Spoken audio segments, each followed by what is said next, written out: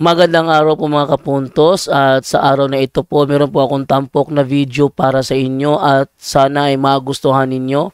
Kaya sa mga bago pa po sa aming channel, please po don't forget to hit the subscribe button at ang notification bell para maging notified kayo sa bawat video na ilalabas ko sa channel na ito. At bilang kahilingan po ng punto por punto team at naway maintindihan po ninyo, sana po wag nyo pong i-skip yung mga ads sa aming mga video.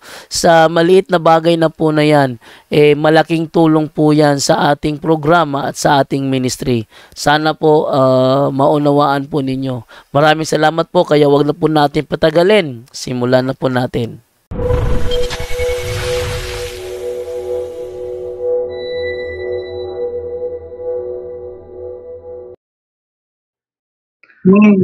Hello, good evening sa tanan diri sa punto por punto. Kumusta? Good evening, bro. Ang akong pangutana kanang bitang maka street tag simba Domingo. Nya na ay usa ka simba ba nga dili makapangalawat sa sunod simbaan na pwede ba nga pangalawat gihapon og usab o dili na? Bro, makasala ano ba nga siya? Okay, thank you. Yes bro, medyo malabo yung boses niya bro. Ano yung paulit yung tanong bro? Hello? Maklaro ra? Okay bro, sige, pakiano ulit. Kung street ko nga makasimba sa Domingo, kunya naiusa ka Domingo nga nagsimba ko nga di ko makapangalawat, makasala ba ko ana o nabay tendency nga sa sunod na kong simba dili na ko di ako pwede mangalawat ug usab kinahanglan pa kong kumpisal or pwede ra ko mangalawat ana? Okay, thank you. Straight kang nagsisimba sa bawat linggo? Pero naalay usa ka simba nga wa ko kapangalawat. Bakit hindi ka nakapangalawat?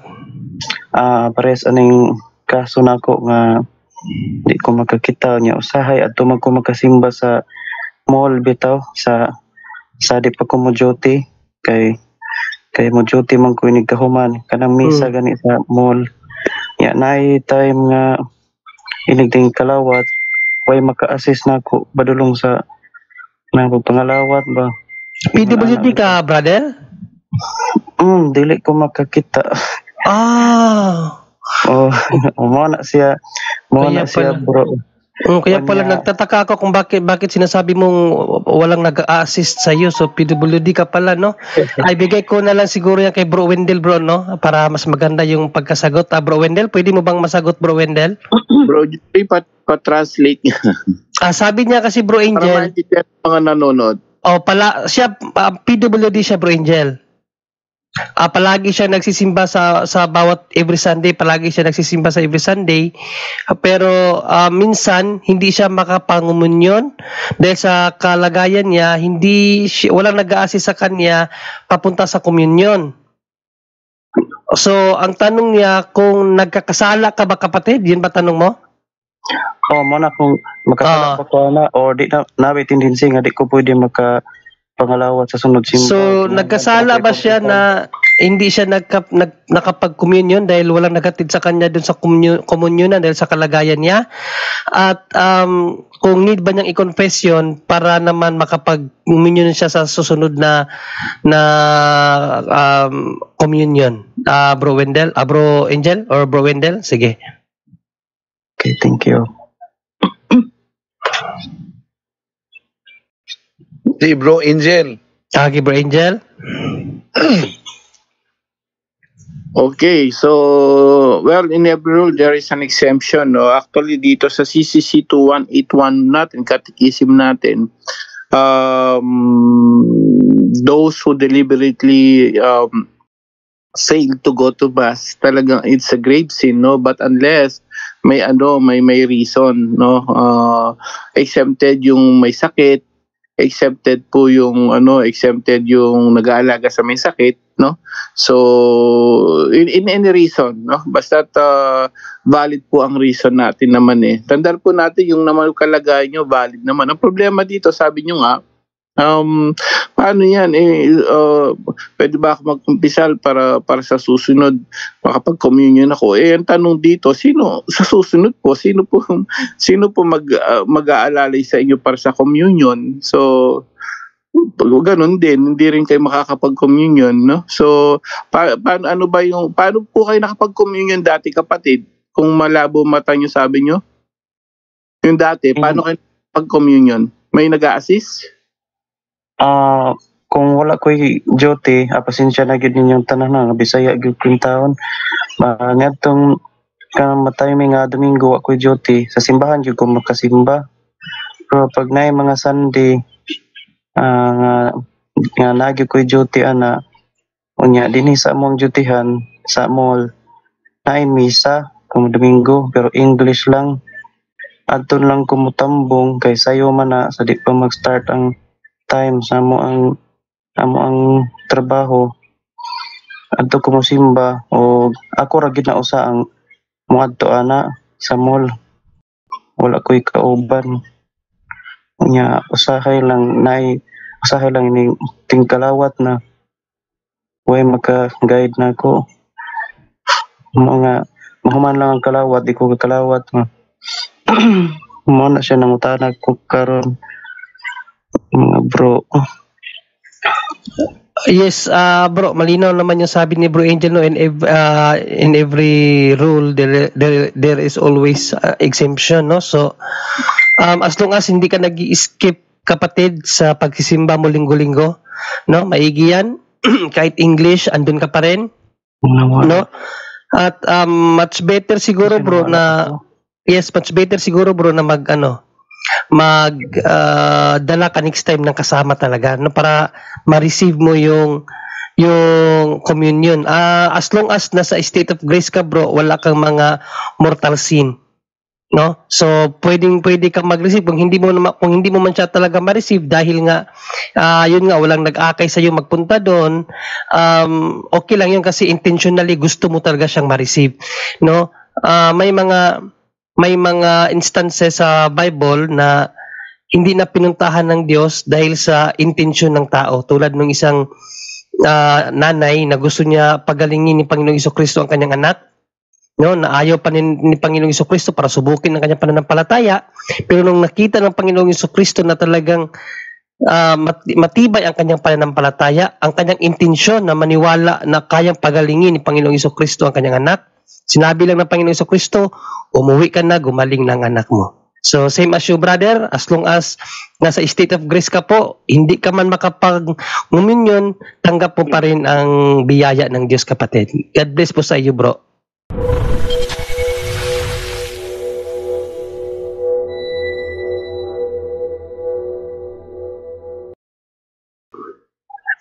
Related sa adlaw sa mga kalag nga kana bang paghalad sa balay, Halad sa balay. What you mean halad sa balay? Yung maghalad og mga pagkaon kay para ko ayun. sa mga kalag.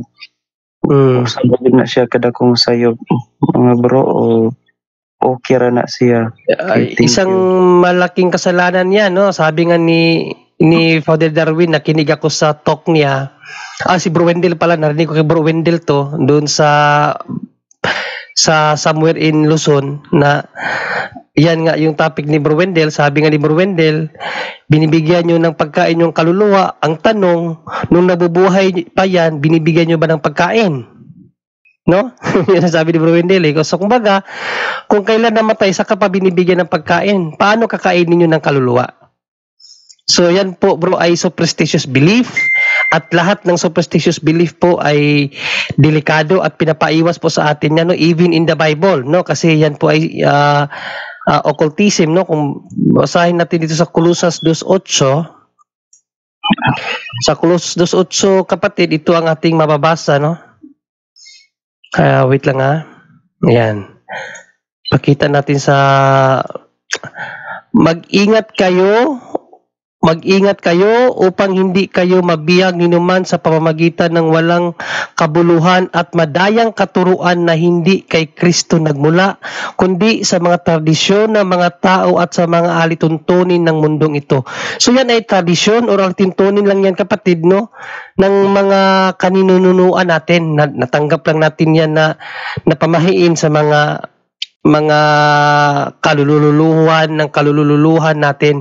So yan ay superstitious belief, at sabi sa Bible, huwag nating tanggapin yung mga aral na hindi galing kay Kristo, kapatid. Okay, salamat bro.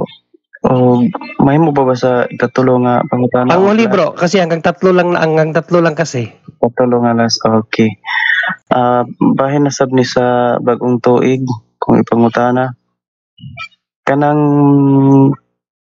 maglihi sa bagong tuig, parehas anang mag-andam og mga lingin nga prutas. Kay kuan ipalihi sa bagong tuig kay tungod ko na paswerte niya. Oo nga. Sakto ba na siya bro o usag yapon kadakong sayo?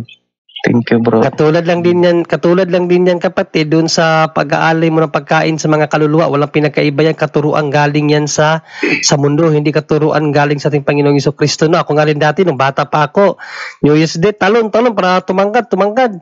Tapos lagyan ng bulsa, yung bulsa mo lagyan ng maraming coin para magkaroon ng maraming pera. Kaawa ng Diyos, buong taon akong walang pera bro. No, so yan ang mga katuruang pandadaya. Kaya nga sabi uli dito sa Bible, no, mag-ingat kayo upang hindi kayo mabihag ninuman sa pamamagitan ng walang kabuluhan at madayang katuruan na hindi kay Kristo nagmula, kundi sa mga tradisyon ng mga tao at sa mga alituntunin ng mundong ito. So mga tradisyon lang yan, katuruan, alituntunin, no, na naipasa sa atin. Kaya huwag nating paniwalaan yan, no. Ang importante sa bawat selebrasyon, no, Christmas, New Year's Eve o ano pa man, misa talaga kapatid, pasasalamat sa Diyos. Yun lang ang ating gawin. Yung mga 13 bilog, kahit magawin mong 14 yan, walang swerte pa rin darating kapag wala kang grasya galing sa Diyos. No, ang grasya nagmumula sa ating kabanalan. Doon yan ibinibigay ng Diyos, hindi sa mga pamahiin, kapatid. Kaya iwas tayo sa mga pamahiin, yan ay malaking kasalanan ayon sa ating katisismo at sa Biblia. No, yan ay against sa unang utos ng Diyos na sa kanya lang tayo manampalataya at maniwala, no? So para kasing pinapahayag natin dyan bro na hindi tayo kayang bigyan ng ating Panginoong Diyos ng grasya o biyaya. Kaya tayo naniniwala sa mga ganyan para swertihin tayo. Hindi po, wala pong ganun naturo ang Biblia at ang simbahan, kapatid. Kaya wag nating tanggapin yan. Bro Junray, Yes, Bro Angel. Deuteronomy chapter 18, 10 to 12. Ating Biblia, yung pamahiin na sa Okay, mga, sige. Ngayon, November 1, daming pamahiin po, no? Yung mga, basta hindi turo daw, yun nga, sa Colossus 2 kanina, basta di turo na simbahan na ating Panginoon Kristo. Tingnan natin ang pamahiin kung ano ba ang sagot ng ating Diyos dyan. Okay. So, dating Biblia po. Dating Biblia. Sige, so ito ang ating mababasa sa Deuteronomy 18:10 to 12, no? Huwag makakasumpong sa iyo ng sino mang nagpaparaan sa apoy ng kanyang anak na lalaki o ng babae, o naghuhula o nagmamasid ng mga pamahiin o engkantador. Bakit kaya? Kasi kung didiretso natin to sa 12, kapatid, sapagkat sino mang gumagawa ng mga bagay na ito ay karumaldumal sa Panginoon, at dahil sa mga karumaldumal na ito ay pinapalaya sila ng Panginoon mong Diyos sa harap mo. Yun, malinaw yun sa Bible, kapatid, na karumaldumal sa harap ng Panginoon ang pagpapaniwala sa pamahiin, kapatid. Yung sinasabi nilang wala namang mawawala. Paano walang mawawala? Karumal-dumal nga sa Diyos. Ayan. Paalisin nga rin ng Panginoon, Bro Angel, ito. Paalisin ng Panginoon sa harap mo. Tanggalin na po natin yung mga tradisyon ng dati ng mga tao, ng mga kaninuno natin, no? Kasi ayan pala, hindi, lagi sinasabi wala daw mawawala. Paano mawawala? Karumal-dumal nga sa Diyos. Kaluluwa mo nga ang mawawala dyan, no? So, please, lahat, ang dami niyan, November 1, Pasko, New Year, ang daming pamahiin yan. So, please, stop doing those, focus kayo kay God, focus kayo sa utos na simbahan, kapatid. Yun po, kapatid. Yun bro, okay na ba yun bro? Okay bro, daghan kayong salamat na tinaw kay inyong mga tubag.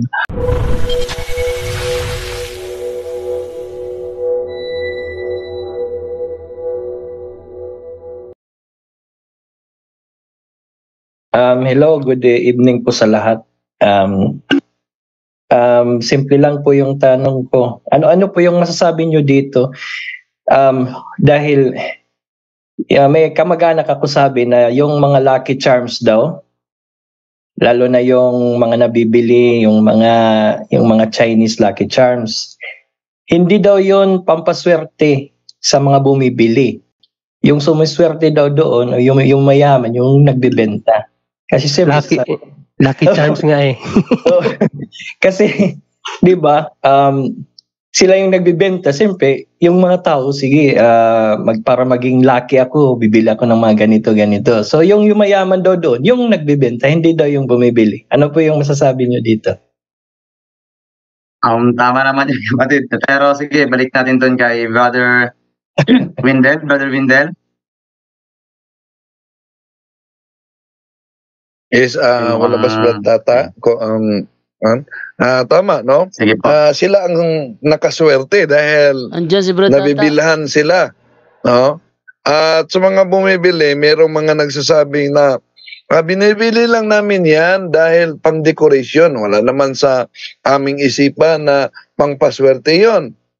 Kahit pa sa mga bumibili na pang-decoration lang ang intensyon, tandaan natin, kung ang gumagawa niyan ay ang intensyon pampaswerte at kahit patay nang gumagawa, nanatili pa rin ang intensyon niya. Kaya kung tingnan natin ang ikalawang hari, kapitulo 23, versikulo 15 hanggang 17, ang ritual sa pagwasak ng mga occult paraphernalias, susunugin talaga, wawasakin talaga, no? So, kaya wag agad-agad kayong maniniwala. Pansin pala ako, no? Merong mga nagpakilalang pare o madre, ginagamit na nila na namimigay ng hubad ng mga Santo Niño. So may opisyal na pahayag si Archbishop Palma tungkol diyan, no, na hindi totoo nag-bless. At bago lang yung katedral naman ng Osamis, ginagamit din sa naturang grupo dahil mamimigay din sila ng mga medalyon na may pampaswerte. So huwag kayong maniniwala mga Katoliko. As Catholic, we do not believe pampaswerte. We only believe the grace and blessing from God. Yun po. Kaya napansin ko nga bro, kahit nga yung mga top billionaires dito sa mundo, wala namang mga lucky charms eh. 'Di ba? So, hindi yun dadaan sa mga lucky charms. Yes, tama ka kapatid, pero pwede na merong mga bondages, merong mga hindrances sa mga blessing na papasok sa buhay natin kung ang ating pananampalataya ay nahaluan ng mga superstitious beliefs. Kaya nga sa 1 Corinthians chapter 10 verse 21, you cannot drink the cup of God and the cup of the devil. So meron kaming kasama sa office. No? Kasama namin sa office si Brad Rolly Bangos. Alam nyo, noon, ito si Brad Rolly Bangos, tricycle driver lang ito. Tricycle driver. At yung kaniyang anak, pag ihatid niya sa kanila, nagbibisikleta lang sila. Pero nang nawasak yung tinatawag na mga hindrances at itinakwil yung mga superstitious beliefs, ngayon, makita natin na siya ang pinakamalaking negosyante sa province namin ngayon. No? So, nabasag yung mga pwedeng hindrances due to the occult and superstitious beliefs. So, kailangan talaga na mawala yung mga pwedeng hahadlang sa blessing dahil sa mga tinatawag na superstitious beliefs. Ay, salamat po, Brother Del. May pangalawang po, bro. Go ahead, bro. So, napansin ko, bro, yung mga sulpot, karamihan sa kanila, pag nagtatanong, saan mabasa sa Biblia? So, napansin ko lang, maraming mga sulpot dito sa mundo na sila mismo, mga Bible alone, hindi sila nagkakasundo-sundo. Dapat kasi, kung Bible alone ka, dapat kasundo mo yung ibang mga sulpot. Bakit hindi sila mismo, as Bible alone, kung baga, pareho yung pinapaniwalaan nila, galing lang mismo sa Bible, bakit hindi sila mismo nagkakasundo-sundo? At saka, sabi nga ng kaibigan kong pare,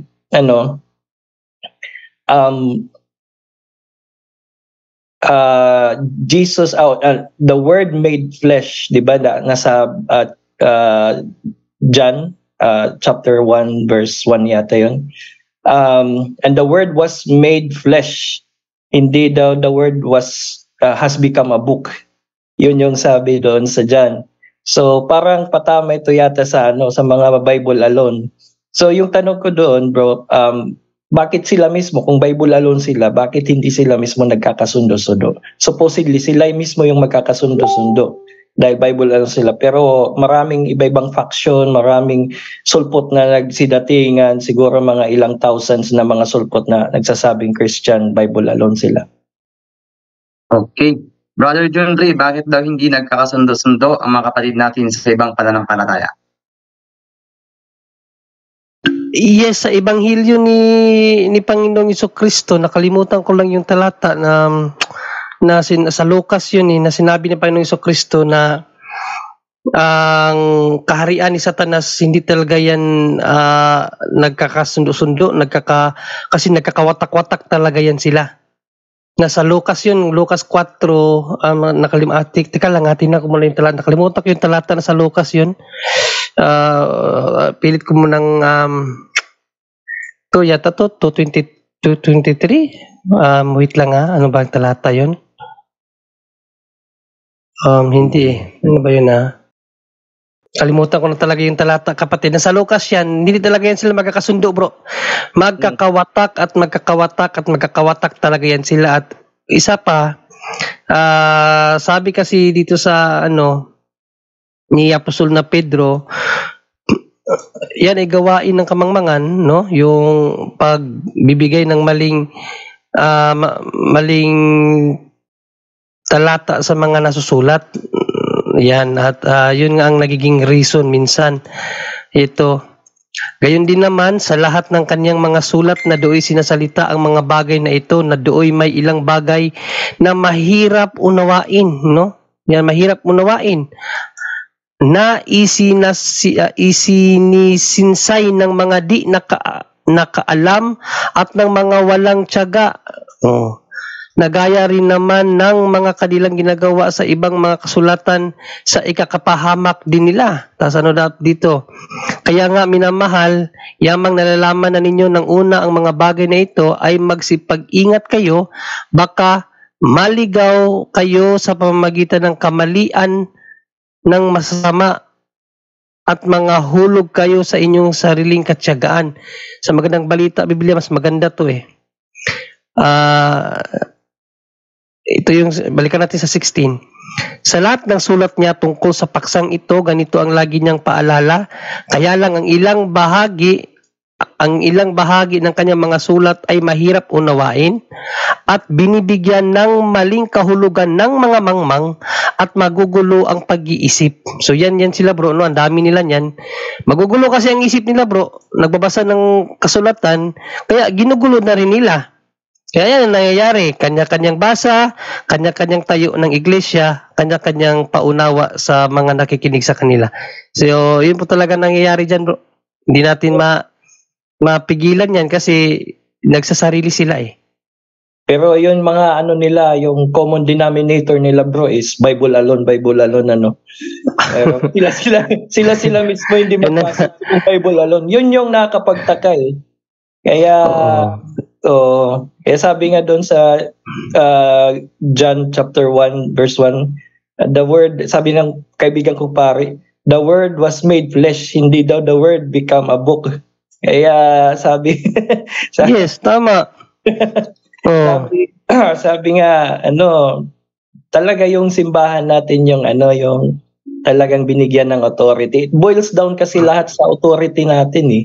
Hindi yung sa kahit nga sabi ko nga sa mga Bible alone, kung Bible alone kayo, dapat dapat sa Catholic kayo kasi yung Biblia was compiled by our church.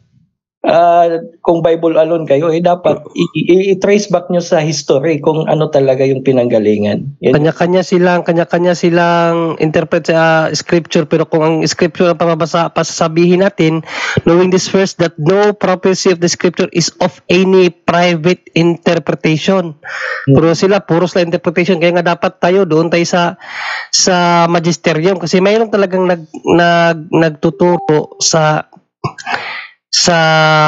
kasulatan, no? Sa Old Testament pa, gawain na yan na pinapaunawa at may nagpapaunawa, hindi po yung mga magbabasa ang magpapaunawa, may nagpapaunawa talaga, no?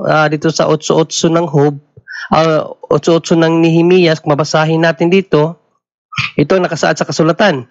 Binasa nila ang kautusan ng Diyos at isinalin ito sa kanilang wika at ipinaliwanag ito upang maunawaan ng tao. Ipinaliwanag ang kasulatan ng Diyos, no? Isinalin. So sino ba nagsalin sa kasulatan? Di ba Katoliko lang? At ipinaliwanag para maunawaan ng tao. Yun dapat ang gawain natin. Kaso ang nangyayari, puro private interpretation, hindi nakikinig sa maesteryo na parang sila ang gumawa ng Biblia. Ang resulta, watak-watak, kanya-kanyang basa, kanya-kanyang interpret, kanya-kanyang tayo ng iglesia. Yun ang nangyayari, kapatid.